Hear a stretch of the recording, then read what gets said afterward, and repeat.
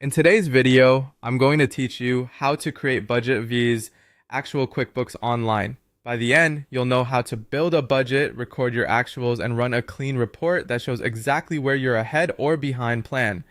First, open QuickBooks Online and head to the gear icon. Choose Budgeting under Settings, or go to Tools and select Budgets. Click Add Budget to start a new one.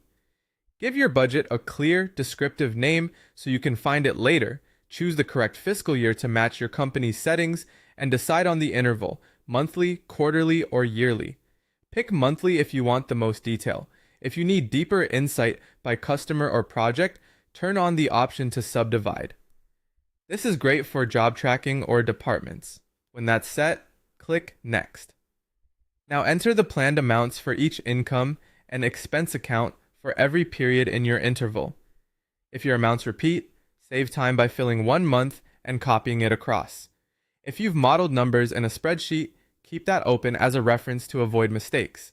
When everything looks right, save the budget. Remember, you can create multiple budgets for different scenarios, departments, or projects. Before you run any comparisons, make sure your actuals are complete. Enter all sales using invoices or sales receipts, record bills and expenses, include bank transfers, and post-payroll entries.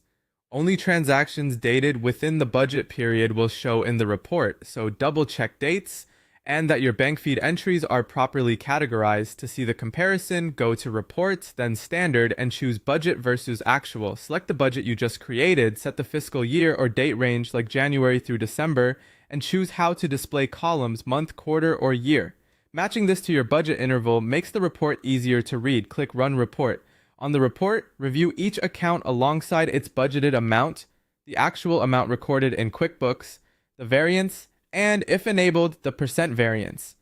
Variance here is budget minus actual. For expenses, a negative variance usually means you're over budget, while for income, it means you're behind your target. If you want visual cues, export to Excel and add conditional formatting to flag overage.